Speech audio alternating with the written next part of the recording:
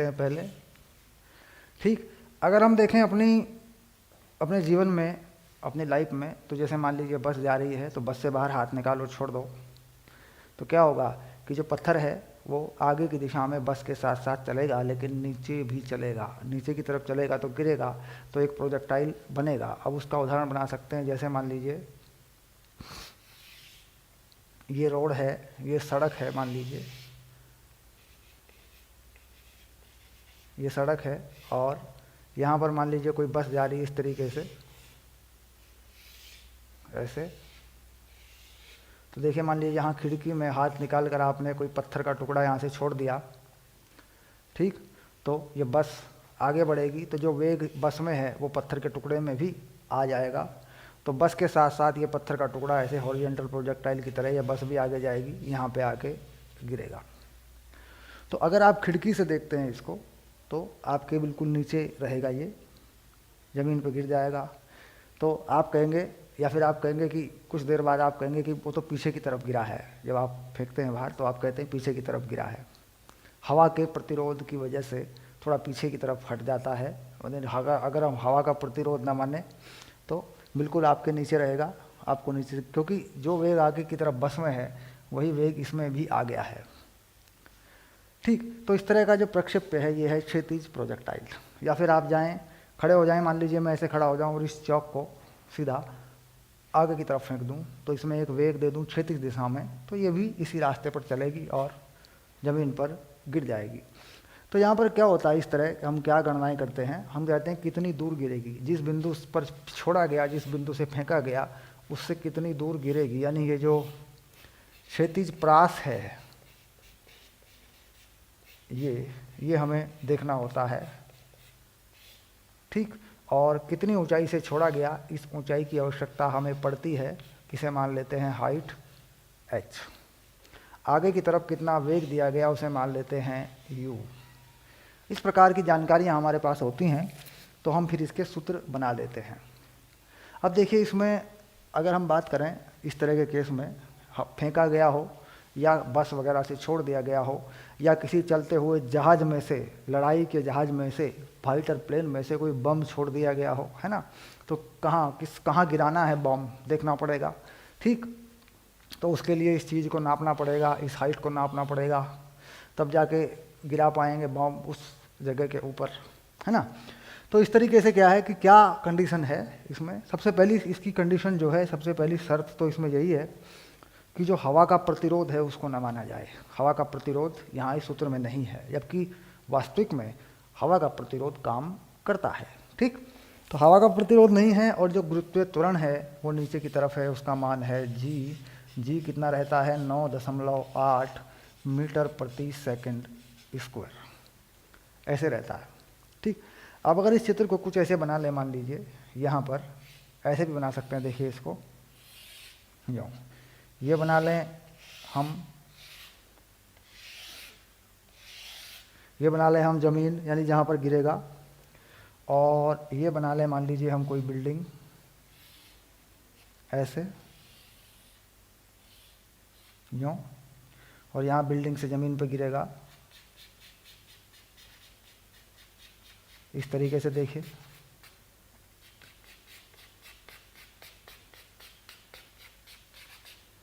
यूँ। ठीक, अब यहाँ से आगे की तरफ हॉरिजॉन्टल दिशा में यानी क्षैतिज में किसी पार्टिकल को, मान लीजिए किसी गेंद को एक वेग u देकर फेंकें। ठीक, तो जहाँ से फेंका गया है, जिस जगह से फेंका गया है वहाँ पर क्या है, वहाँ पर हमें मानना पड़ेगा मूल बिंदु, यानी ये y अक्ष है और ये x अक्ष है, और यहाँ पर मूल बिंदु है तो यहाँ पर 0,0 0,0। ठीक, अब मान लीजिए हम बात करें x अक्ष में दिशा, तो x अक्ष में जैसे फेंका गया तो यूँ गिरेगा आके, देखिए ज़मीन पर गिरेगा आके, तो कितनी दूर गिरेगा इसे कहते हैं x, यानी ये है एक तरीके से बोला जाए क्षैतिज प्रास। कितनी ऊंचाई से फेंका गया ये है ऊंचाई, इसको मान लेते हैं h, हाइट इसे बोलते हो। कितने वेग से आगे की तरफ फेंका गया u है। तो देखिए क्षैतिज से दिया गया कोण, इसे तुम कहते हो कॉस थीटा, साइन थीटा लगाते हो, वो थीटा 0 है, यानी इसमें ये पता है कि जो थीटा है वो 0 है, 0 डिग्री। ठीक, अब अगर देखें कि यहाँ से जो वेग बनेंगे, दो तरह के वेग बनेंगे, दो तरह के वेग बनते हैं हमेशा। मान लीजिए मैं दो वेग बना दूँ, आगे की तरफ जाने वाला वेग होता है u cos थीटा, ऊपर की तरफ जाने वाला वेग होता है u sin थीटा। ये दो वेग बनेंगे, ये दो घटक हैं वेग के। अब यहाँ पे क्या है, देखो आगे की तरफ फेंक दिया तो कोण कितना है, 0 है, तो यानी यहाँ लग जाएगा, ये वाला घटक हो जाएगा u cos 0, यानी बस u हो जाएगा सिर्फ, और ये u sin 0, ये बस 0 हो जाएगा। ठीक, यानी आगे की तरफ ले जाने वाला जो वेग है वो u है, और ऊपर की तरफ ले जाने वाला कोई वेग नहीं है। ठीक, तो यहाँ से पता लग गया। अब आगे की तरफ जो गति होती है उसे देखते हैं, x अक्ष पर गति, तो वेग है आगे की तरफ vx, ये है u के बराबर, जो कांस्टेंट है, जो नियत रहता है, क्योंकि आगे की दिशा में यानी क्षैतिज दिशा में कोई त्वरण काम नहीं करता। अब देखें y अक्ष पर गति,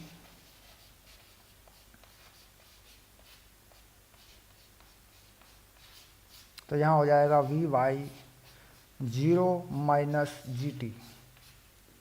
क्यों, y अक्ष पे कितना वेग दिया है आपने, 0, u sin थीटा, तो u sin थीटा में sin थीटा, थीटा कितना है 0, तो 0 हो गया, यानी नीचे की तरफ। माइनस gt का मतलब नीचे की तरफ आएगा। ऊपर की तरफ आपने क्या मान रखा है, ऊपर की तरफ मान रखा है आपने प्लस का y एक्सिस, और आगे की तरफ मान रखा है आपने प्लस का x एक्सिस, यानी जो वेग है y अक्ष में वो नीचे की तरफ आएगा। यानी अगर मैं यहाँ आके बात करूँ तो यहाँ नीचे की तरफ एक वेग होगा जो होगा gt, माइनस में कह सकते हैं इसको, ये होगा ऐसे, ये क्या होगा, ये होगा vy, और जो आगे की तरफ वेग होगा वो होगा vx, और वो कितना होगा u बस। ठीक, और जो परिणामी वेग होगा वो इसके स्पर्श रेखा के अनुदिश होगा, वो होगा v सदिश, ऐसे, यानी जो ये रास्ता है, इस रास्ते की जो यहाँ पे स्पर्श रेखा है, टेंजेंट बोलते हैं जिसको, उसके अनुदिश होगा। और ये vx और vy का जो परिणामी है वो ये v होगा, तो ये v कितना होगा, देखो वर्गमूल लगा के देखते हैं, vx का वर्ग प्लस vy का वर्ग, ये इस v का परिमाण होगा ऐसे, यानी कुल मिला के कितनी चाल होगी वो यहाँ पर होगा। अब अगर बात करें विस्थापन की, ठीक, तो x अक्ष पर विस्थापन क्या है, x ये होगा ut। ठीक, कोई भी समय t, जितना भी समय होगा, जो भी समय यहाँ से पास होगा, क्योंकि यहाँ पर जो समय माना है वो माना है t बराबर 0, प्रारंभिक जो स्थिति है वो मूल बिंदु पर है और समय है 0।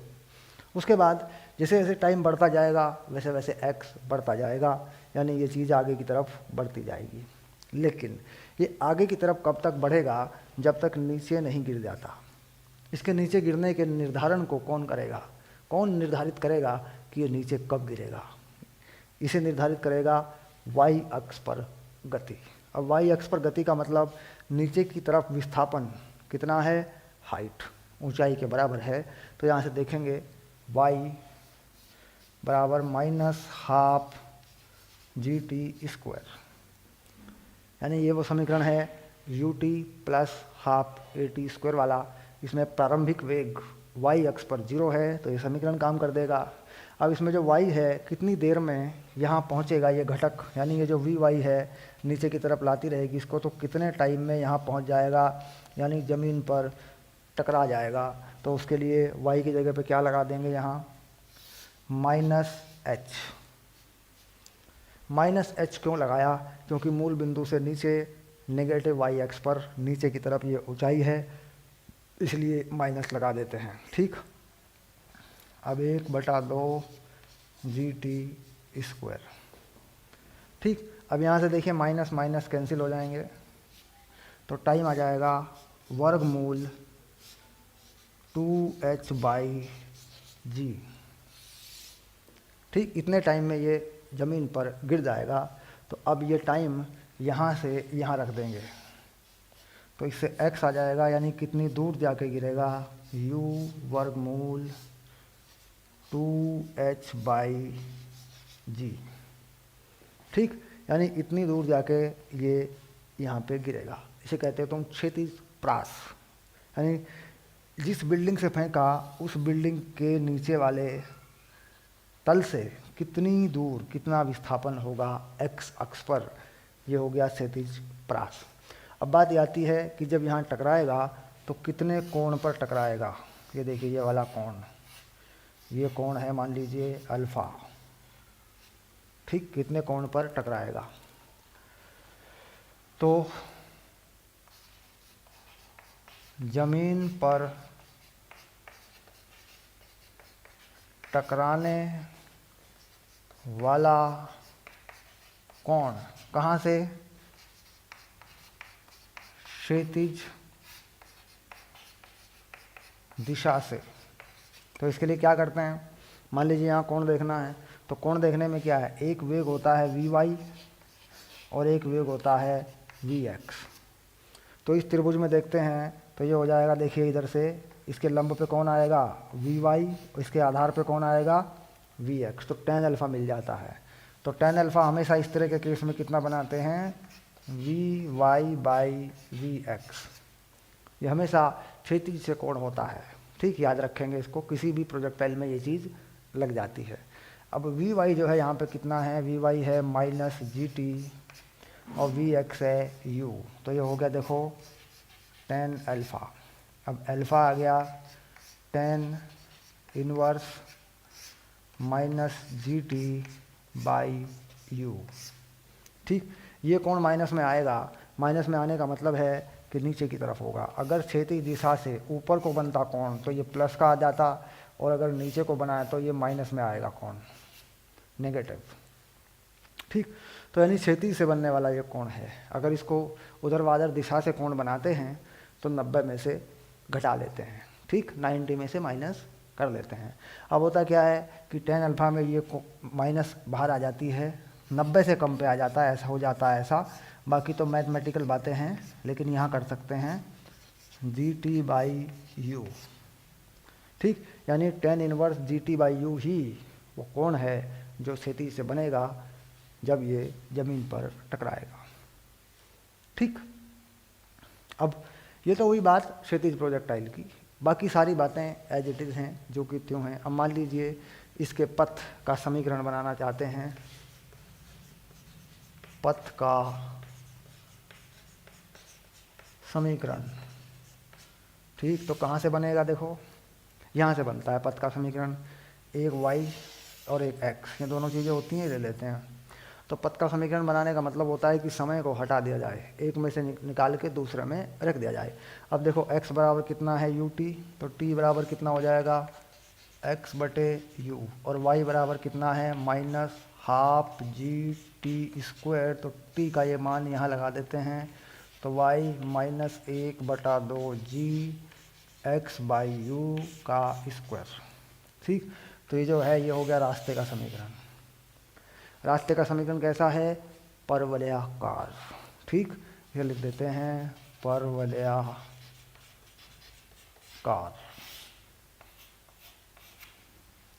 ठीक, यानी रास्ते का समीकरण बनाने का तरीका मैंने इससे पीछे के वीडियो में भी आपको बताया था कि x और y में जो विस्थापन है वो समय के पदों में निकालें दोनों, और फिर x में से टाइम निकाल कर t की वैल्यू y में डाल दें तो आपको मिल जाएगा पथ का समीकरण। ओके, अब इसमें और बहुत सारी बातें, जहाँ पे आप वेग निकालना चाहते हैं, ये मैंने बना दिया। देखो vx² + vy², ये वेग का परिमाण है। कहीं पर भी ये vx जो है ये रहा, और vy जो है वो ये रहा। ठीक,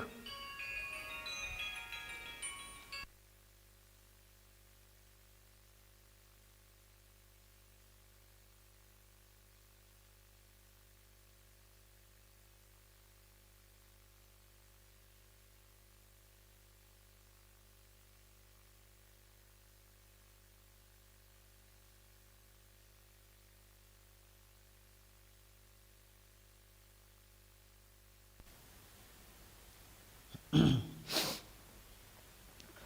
ये पहला केस हुआ हमारा क्षैतिज प्रोजेक्टाइल। अब क्षैतिज प्रोजेक्टाइल पर जो सवाल है एनसीईआरटी पाठ्य पुस्तक में जो सवाल है वो बिल्कुल इसके साथ ही मैं करा रहा हूँ। इसके बाद जो आगे वाले टॉपिक हैं इसी में प्रोजेक्टाइल में वो फिर उनके साथ जो सवाल होंगे वो मैं कराऊंगा। एनसीईआरटी पाठ्य पुस्तक में उन पर कोई सवाल नहीं है, ठीक, इस पे है एक सवाल शायद, तो वो मैं कराऊंगा। उसके बाद मैं उन पर अपनी तरफ से सवाल कराऊंगा, ठीक। और बाद में इस प्रक्षेप्य के आखिरी वीडियो में यानी इससे आगे वाले वीडियो में एनसीईआरटी के जो भी सवाल इस पे आधारित हैं वो सारे के सारे मैं करा दूंगा आपको, ठीक है। तो लेते हैं एनसीईआरटी का एक सवाल जो इस पे आधारित है, देख लेते हैं एक बार, ठीक।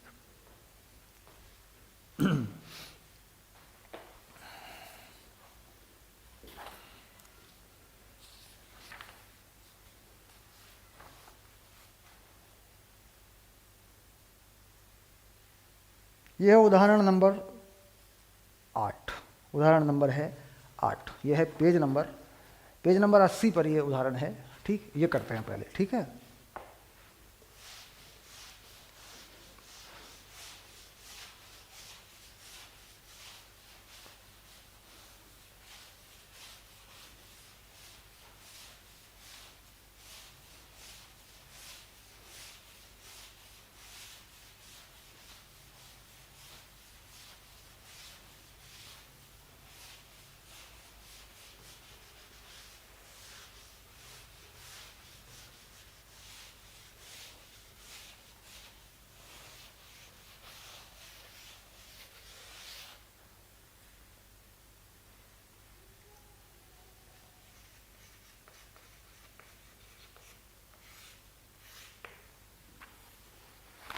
उदाहरण नंबर 8 है ना, तो लिख देता हूँ 4, 8, ओके।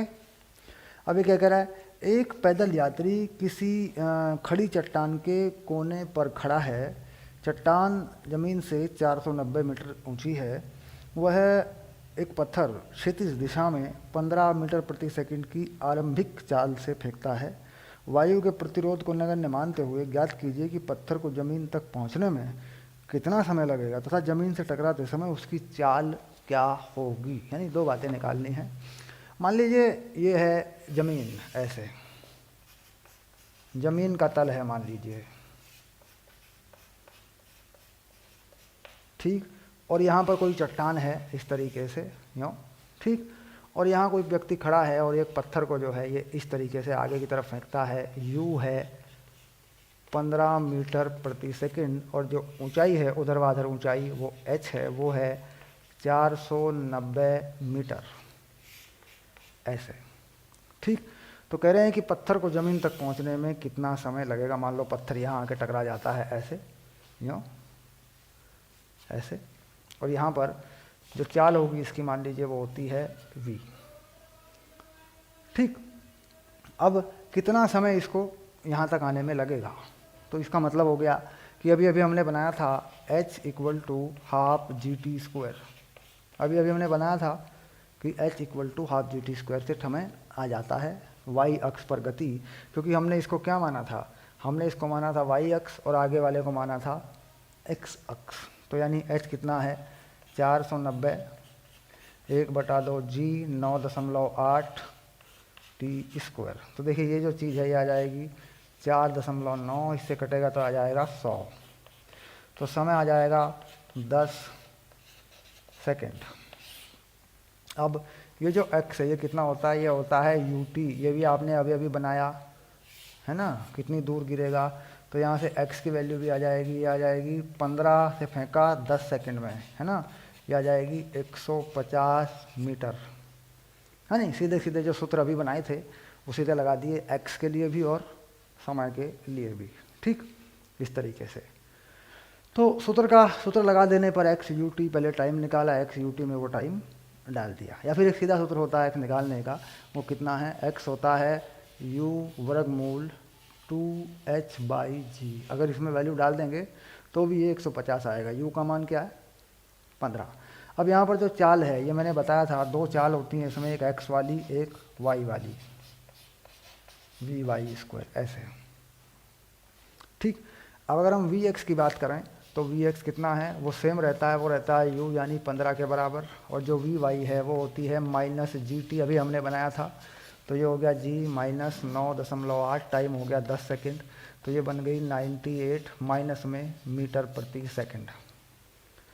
अब ये जो वी एक्स हैं या वी वाई है, इनके मान यहाँ रख दें तो ये वी निकल जाएगी, देखो, यानी किस चाल से, तो 15 का वर्ग और 98, माइनस 98 लिखें या प्लस लिखें कोई फ़र्क नहीं पड़ता, क्योंकि वर्गमूल बाद में, यानी वर्ग होना है पहले, स्क्वायर होना है फिर वर्गमूल होना है, तो माइनस खत्म हो जाएगा। वैसे भी सदिश राशियों के परिमाण जब निकालते हैं उनका माइनस काम नहीं करता, इस चैप्टर में हमने ये बात अच्छे से समझ ली है।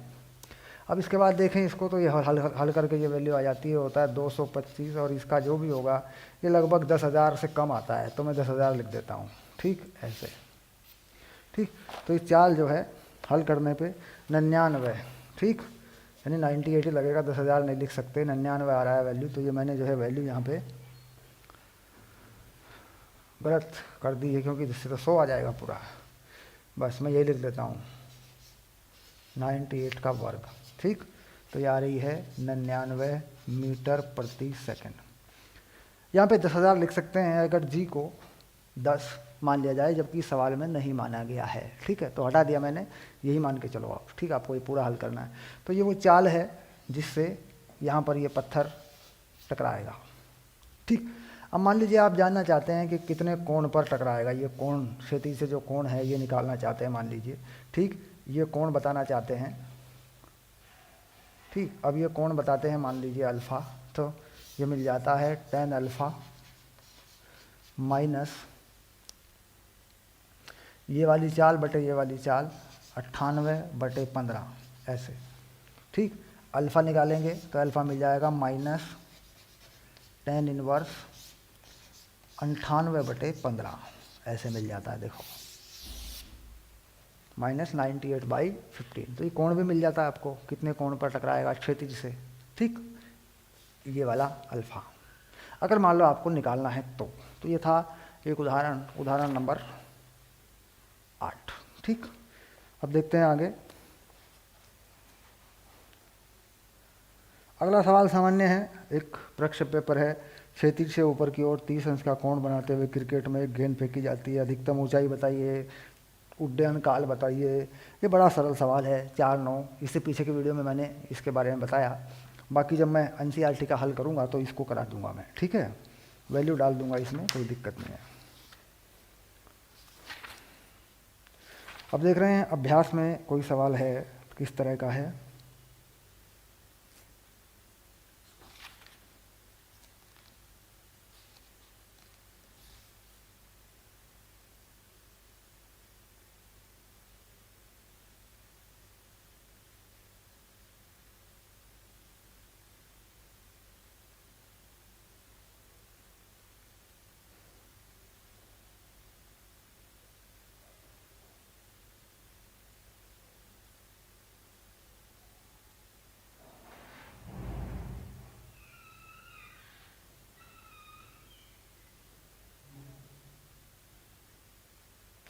सीधे सीधे कोई सवाल नहीं है, अतिरिक्त अभ्यास में एक सवाल है, कोई लड़ाकू जहाज 1.5 किलोमीटर की ऊंचाई पर उड़ रहा है। ये जब मैं एनसीईआरटी के हल करूँगा तो आपको बताऊँगा इसके बारे में, अभी सीधे सीधे इस पर कोई सवाल ऐसा डायरेक्ट नहीं है, ठीक।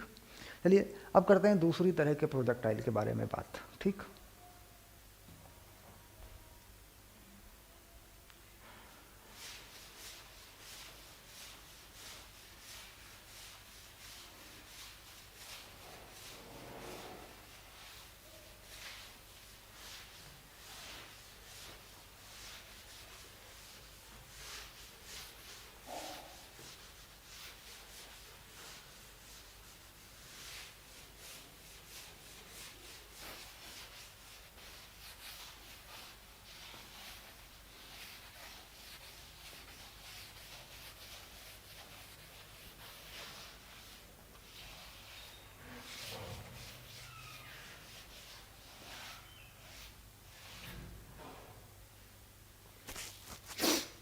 अब बात करते हैं कि जो दूसरा प्रोजेक्टाइल है, यानी ऊपर की तरफ फेंक दिया जाए या नीचे की तरफ फेंक दिया जाए, बिल्डिंग पर चढ़ें, कौन ऊपर को दे दें या कौन नीचे को दे दें। तो पहले लेते हैं ऊपर वाला। मान लीजिए ये बिल्डिंग है ऐसे, और ये है ज़मीन, यानी ये है क्षैतिज तल, जिसे कह सकते हो तुम ज़मीन, है ना, ऐसा लिख देते हैं इसको।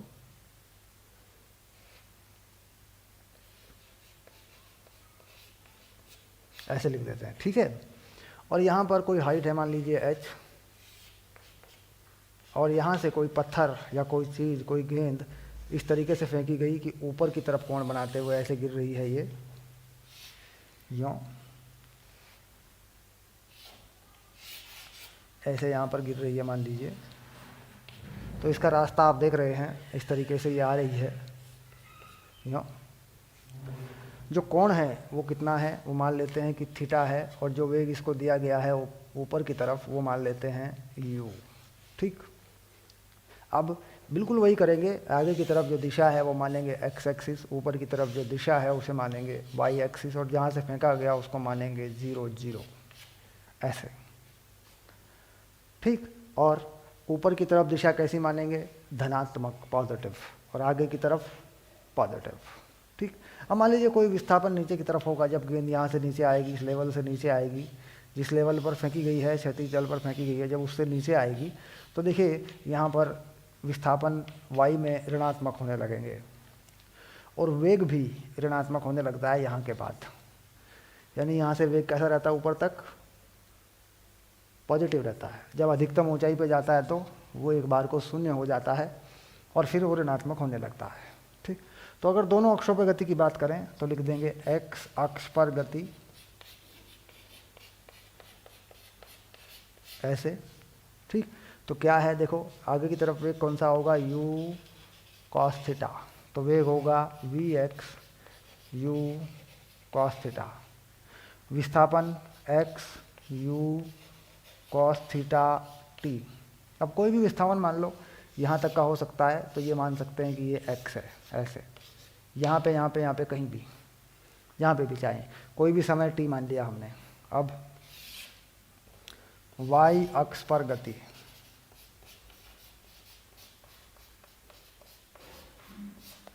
तो वी वाई कितना होगा, ये होता है u sine theta minus G T, ठीक। ऊपर की तरफ जो वेग दिया जाता है वो कितना होता है, वो होता है u साइन थीटा, और जो त्वरण है g है वो नीचे की तरफ काम करता है ऐसे।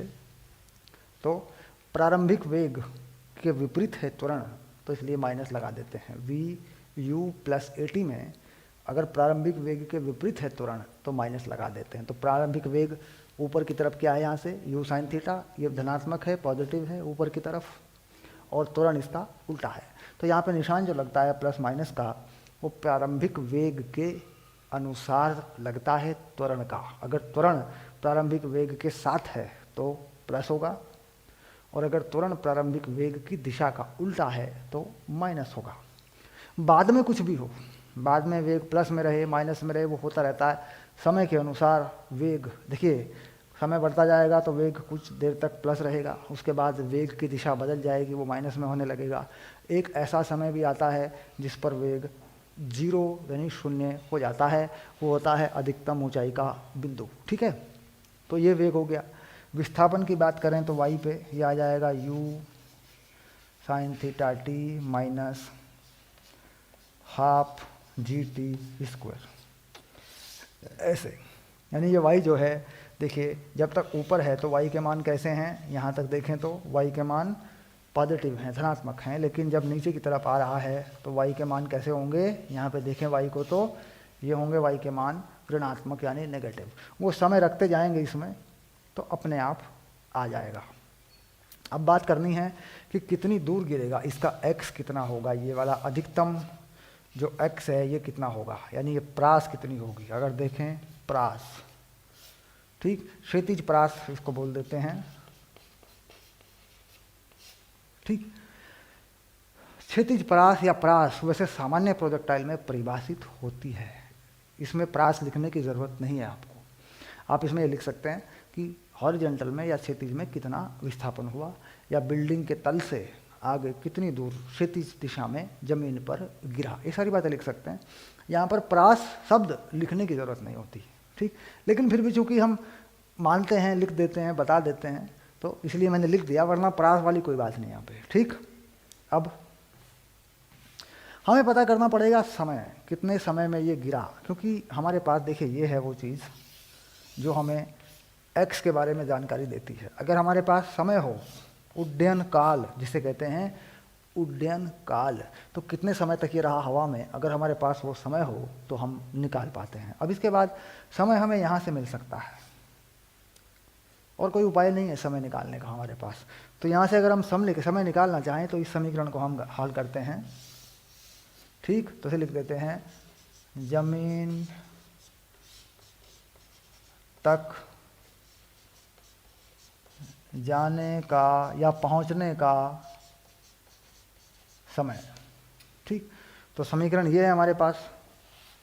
तो इसमें देखिए विस्थापन क्या है, ऊर्ध्वाधर दिशा में जो विस्थापन है वो क्या है, यहाँ से लेके यहाँ तक का विस्थापन है। ये जो यहाँ से यहाँ गया और फिर ये आया, ये दूरी है, ये विस्थापन नहीं है।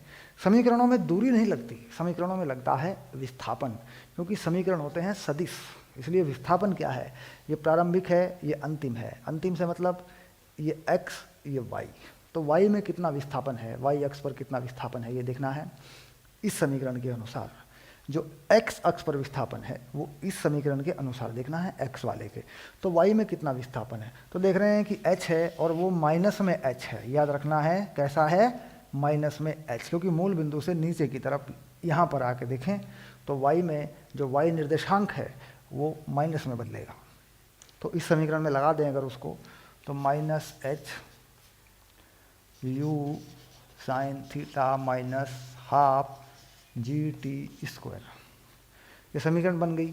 अब इस समीकरण से आप क्या निकाल सकते हैं, समय निकाल सकते हैं। अब इस समीकरण से अगर टाइम निकालें तो कैसे मिलेगा, देखो हाफ जी टी स्क्वायर को इधर ले आओ, half g t square, u sine theta t यहाँ पे है ना, तो ये आ गया minus u sine theta t minus h equal to 0, ऐसे। अब इसमें क्या करना है, इसमें जो ये 1/2 है इसको चाहे तो 2 से मल्टीप्लाई कर लें, चाहे कुछ, या भी ऐसे ही मान लें कि ये द्विघात का समीकरण है, क्वाड्रेटिक इक्वेशन है। तो उसके लिए क्या करते हैं, इसमें देखो टी निकाल लेते हैं, ये होता है माइनस बी, ऐसे। तो ये हो जाएगा you sine theta, minus minus plus हो जाएंगे, प्लस माइनस आगे इसमें लगाएंगे, क्वाड्रेटिक में जो डिस्क्रीमेंट है, ठीक, इसमें लगा देते हैं। ये होता है बी स्क्वायर माइनस 4ac, तो बी है यू साइन थीटा का स्क्वायर माइनस 4ac, तो यानी ये हो जाएगा आपका 2gh, और इसके बटे में होता है 2a, तो 2a है तो ये 2 हट जाएगा, ये आ जाएगा g, ऐसे। ठीक, इसमें प्लस लेंगे यहाँ पे, ठीक, जो पहला मूल है इसका वो लेंगे प्लस में, ठीक, क्योंकि माइनस का मूल काम नहीं करता, ऐसे फिजिक्स में माइनस का मूल काम नहीं करता। जो पहला आंसर आता है प्लस में आता है वो, क्योंकि माइनस से क्या होता है कि टाइम माइनस में आ जाएगा, टाइम माइनस में आ जाएगा, टाइम नेगेटिव आ जाएगा, नेगेटिव टाइम होता नहीं है। ठीक, तो इसलिए क्या करना है कि यहाँ पे आप प्लस का मूल लेंगे। ठीक है, आगे चलिए। अब समय जो आ रहा है वो आ रहा है u साइन थीटा प्लस, इसके बाद यहाँ से एक u साइन थीटा कॉमन भी ले सकते हो, तो ये जो है u साइन थीटा का स्क्वायर प्लस 2gh, ठीक, ये आ गया, ओके।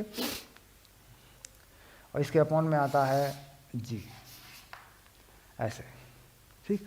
तो यानी ये वो समय है जो यहाँ से लेकर यहाँ तक आने में लगेगा, y अक्ष पर जो विस्थापन होगा। अब इसी समय को यहाँ से लगा देते हैं, यहाँ पर इस x में लगा देते हैं इसको, ठीक। तो x कितना हो जाएगा, कितनी दूर जाके गिरेगा, यह आएगा u cos थीटा, और ये समय u sine theta plus u sine theta का square plus 2gh upon g, ठीक। तो देखिए x का मान आ गया। तो देखा जाए तो x का ये जो सूत्र है इसे याद करने में भी कोई ज़्यादा परेशानी नहीं है। इसमें यहाँ u साइन थीटा, यहाँ भी यहाँ उसका स्क्वायर है, यहाँ 2gh है बटे g है, बस।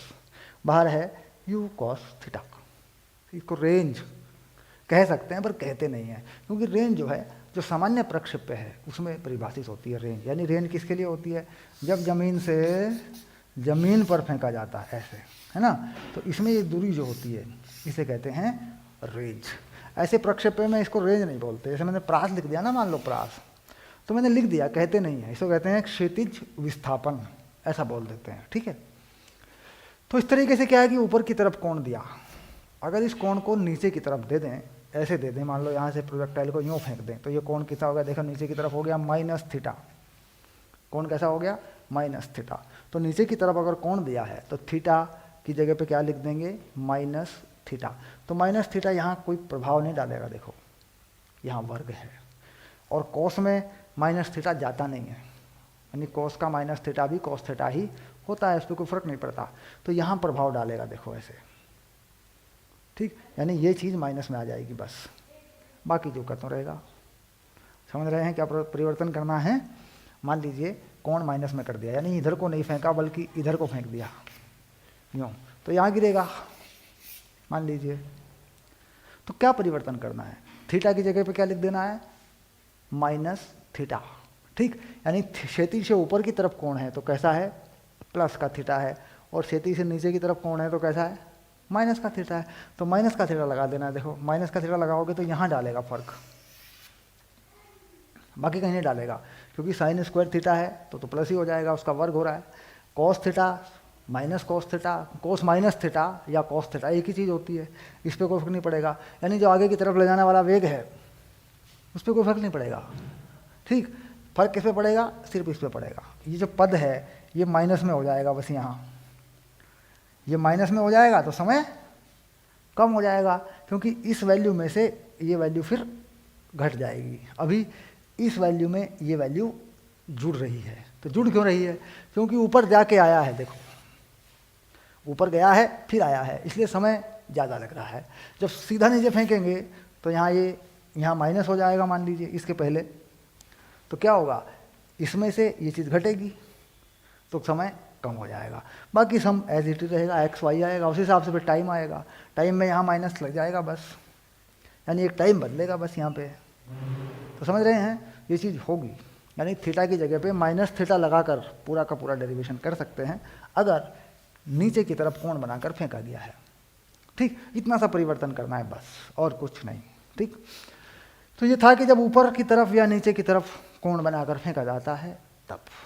अब इस वीडियो में हमने क्या किया कि जो प्रक्षेप्य में आगे कुछ ऐसी कंडीशन बनाई थी हमने कि भाई ऊपर की तरफ है, क्षैतिज है, कैसा है, उसके आधार पर हमने ये वीडियो बनाया। अब आगे इससे आगे के वीडियो में मैं ले रहा हूँ एनसीईआरटी के वो सवाल जो अब तक रह गए, यानी अभ्यास में कुछ सवाल हैं या उदाहरण हैं 2-3, किस पे? केवल प्रक्षेप्य गति पे। जो टॉपिक हम पढ़ते हैं उसी टॉपिक से संबंधित एनसीईआरटी के सवाल हम उसके साथ ही हल करते हैं। इसके बाद जब पूरा अध्याय खत्म हो जाता है, पूरा चैप्टर खत्म हो जाता है, तो पूरा चैप्टर खत्म हो जाने के बाद 3 तरह के सवाल होते हैं, ठीक। पूरा चैप्टर खत्म हो गया, मान लो एनसीईआरटी खत्म हो गई है, तो इसका मतलब क्या होता है कि मान लो कोई चैप्टर है, देखो ऐसे मैं लिख रहा हूँ, चैप्टर जो है और एनसीईआरटी के हल, चैप्टर हो गया एनसीईआरटी के हल हो गए। अब इसके बाद जाता है फिर आंकिक को हल करके बताता हूँ मैं। आंकिक को हल करने का मतलब ये आंकिक कहीं से भी हो सकता है, मेरा बनाया हुआ भी हो सकता है, किसी किताब का भी हो सकता है, या जैसा मैं देखते आ रहा हूँ 10-15-20 सालों से, 15 या 17 सालों से, 20 साल नहीं हुए अभी तक, तो ये वैसा होता है। इसके बाद ये आंकिक 3 तरीक़ों से बढ़ता है। पहला आंकिक बढ़ता है हमारा नीट के लिए, या जैसे यूपी CPMT है ना, इसके लिए, यानी जो स्टेट लेवल के एग्ज़ाम होते हैं उसके लिए होता है। हिंदी मीडियम में, अंग्रेजी में लिख दिया मैंने, हिंदी मीडियम में, ये हिंदी मीडियम की बात हो रही है, अंग्रेजी मीडियम में भी ऐसा होता है लेकिन हिंदी की बता रहा हूँ। उसके बाद ये जाता है फिर जेई मेन के लिए, जेई मेन है जैसे, ठीक, या यूपी सीट है, इसके लिए जाता है सवाल। उसके बाद आखिरी नंबर आता है फिर जेई एडवांस का, ठीक। तो ये सारा का सारा जो सिस्टम है ये एक चैप्टर का होता है। ये कहाँ मिलता है आपको? ये चैप्टर की प्लेलिस्ट में मिल जाता है आपको, ठीक। यानी प्लेलिस्ट में जब आप जाएंगे, वीडियो को अगर पूरी तरह पूरे चैनल पे आप ढूंढेंगे तो आप भटक जाएंगे, बहुत सारे वीडियो हैं। आप क्या करना, चैप्टर के नाम से उसकी प्लेलिस्ट में चला जाइए, चैनल पे जाएं, है ना, यूट्यूब चैनल पे जाएं, प्लेलिस्ट में जाएं, चैप्टर में चले जाएं, तो किसी भी चैप्टर में वीडियो लगे होते हैं, वहाँ आप देख लें कि ये थ्योरी है यानी एनसीईआरटी के उदाहरण, प्रश्न और थ्योरी है। उसके बाद अंकिक कितने बने हैं, कोई वीडियो है अभी तक, नहीं है, कितने हैं। उसके बाद नीट का कितना बना है, वो सब आप देख सकते हैं। ठीक, यूट्यूब पर ये वीडियो कितने होंगे मैं कह नहीं सकता, लेकिन जो मेरी वेबसाइट है विद्याकुल, है ना, उसका लिंक है नीचे, वहाँ पर ये वीडियो सारे मिल जाएंगे आपको। ठीक, और ये बस कुछ खास नहीं, 999 रुपये में ही 1 साल के लिए होता है, पूरा 1 साल रहेगा आपके पास। ठीक, दबा के पढ़िए, कोई दिक्कत नहीं, सब कुछ यहाँ मिलने वाला है। अगर आपको वीडियो लेक्चर से पढ़ने की आदत पड़ गई है, आपने समझ लिया है कि वीडियो लेक्चर से पढ़ना आसान है, ज़्यादा फ़ायदेमंद है, 24 घंटे में आप कभी भी पढ़ सकते हैं, आपको कहीं आना नहीं है, जाना नहीं है, और फीस कुछ भी नहीं है। पूरे साल में 999 रुपये कुछ भी फीस नहीं है, मान के चलिए आप ट्यूशन के मुकाबले या कोचिंग के मुकाबले, और आपको लग रहा है कि ठीक चल रहा है और समझ में आ रही है बात, तो फिर आपके लिए ये चीज़ बहुत फ़ायदेमंद होने वाली है। ठीक, वीडियो ज़्यादातर यूट्यूब पर हैं, लेकिन 100% वीडियो वेबसाइट पर है। ऐसा नहीं है कि यूट्यूब पर वीडियो कम है या ऐसा, इसके बारे में हम कुछ नहीं कह सकते। ज़्यादातर वीडियो यूट्यूब पर हैं, लेकिन 100% वीडियो पक्का वो वेबसाइट पर हैं। बस कई लोग पूछते हैं सर क्या फ़र्क है, तो ऐसे मैं फ़र्क नहीं बता सकता। मेरा कहना ये है कि जब हमने वेबसाइट बना दी है, हम वहाँ मेंटेन कर रहे हैं सारी चीज़ों को, वहाँ सब कुछ है। यूट्यूब पर कितना है, कम नहीं है, बहुत है, लेकिन इसमें से कितना है ये हमें नहीं पता, याद नहीं रहता, इसका कुछ पता नहीं, भूल भुलैया हो जाती है। कौन सी वीडियो यूट्यूब पे डाली थी, नहीं डाली थी, मैंने सारी वीडियो अपनी हार्ड डिस्क से निकाल के सेट करके वेबसाइट पे लगा दिया। अब उनमें से कौन सी वीडियो यूट्यूब पे है मुझे याद नहीं है। ठीक, और रहता भी नहीं याद, क्योंकि बहुत ज़्यादा वीडियो होते हैं। खैर, अगले वीडियो में क्या कर रहे हैं, एनसीईआरटी के हल कर रहे हैं। ओके।